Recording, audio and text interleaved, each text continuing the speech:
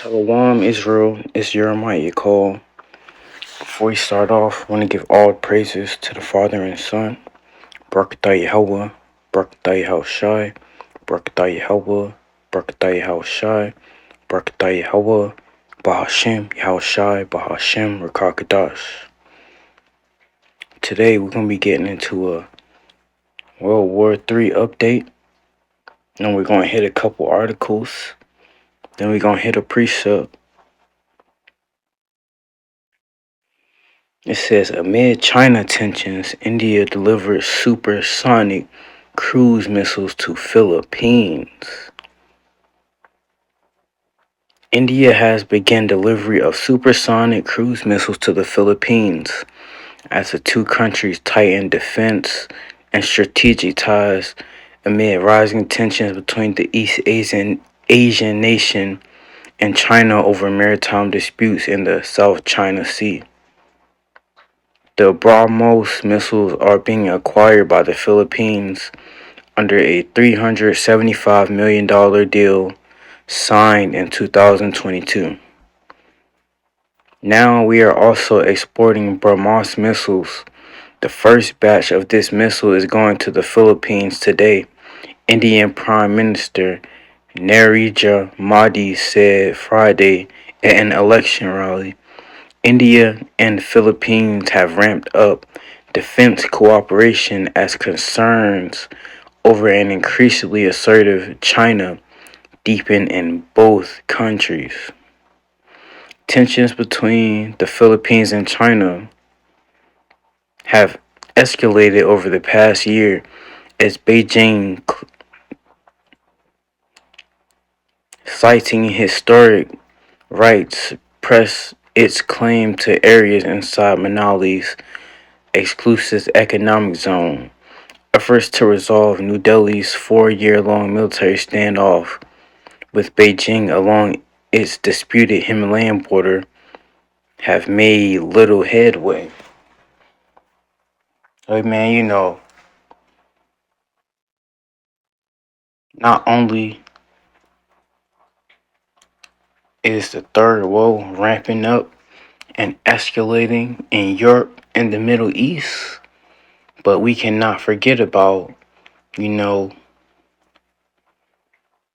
area where China, Japan, Taiwan, all of them countries at. Because all of them countries over there play a part and also a key role of this third world, man, which is World War III. Now let's get into another article, also referring to the Philippines and China. Philippines and China in new confrontation at Scarborough Shoal. The Philippines has accused China of dangerous maneuvers and obstruction after reinstalling a barrier at the disputed Scarborough Shoal, which Beijing blockaded and seized from Manila in 2012. Philippine Coast Guard spokesman Jay Torella said two Philippine vessels on maritime patrol encountered 4 China Coast Guard ships and 6 vessels from its maritime militia in the area on Monday morning.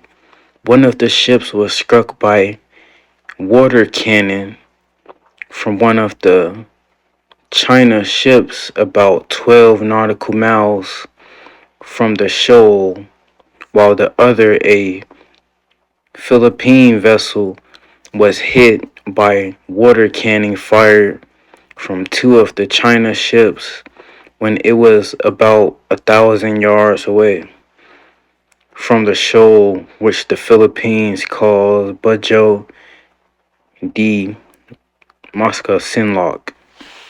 So, man, China and the Philippines are quietly going at it right now, man.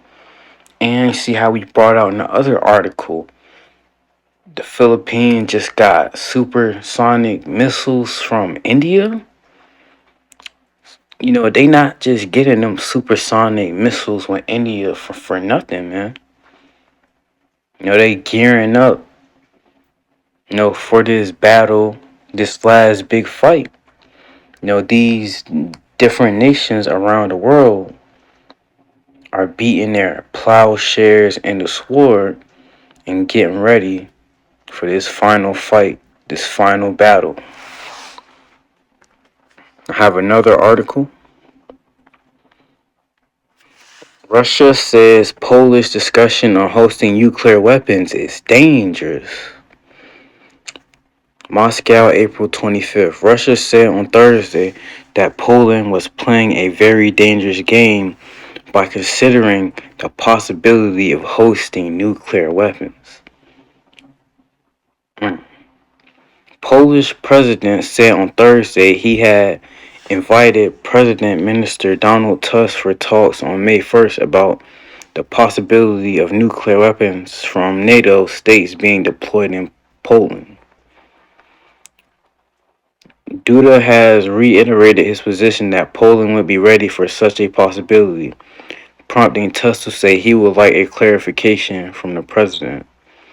Russian state news agency RIA quoted Deputy Foreign Minister Sergei Ryabkov as saying that such discussions were provocative if they followed the path of further escalation, and this is how the discussions can be assessed.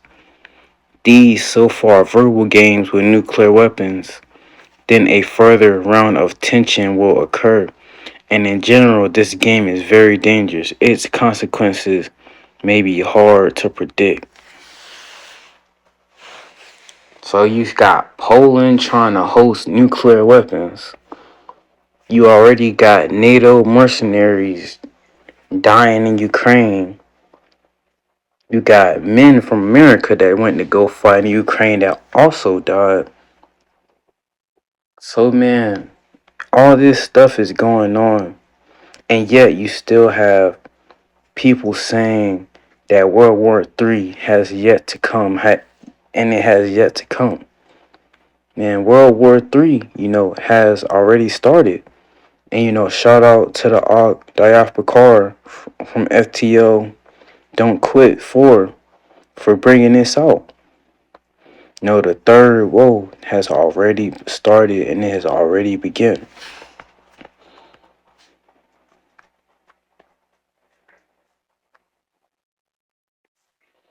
Now I have two precepts. First, we're going to hit Revelation 9.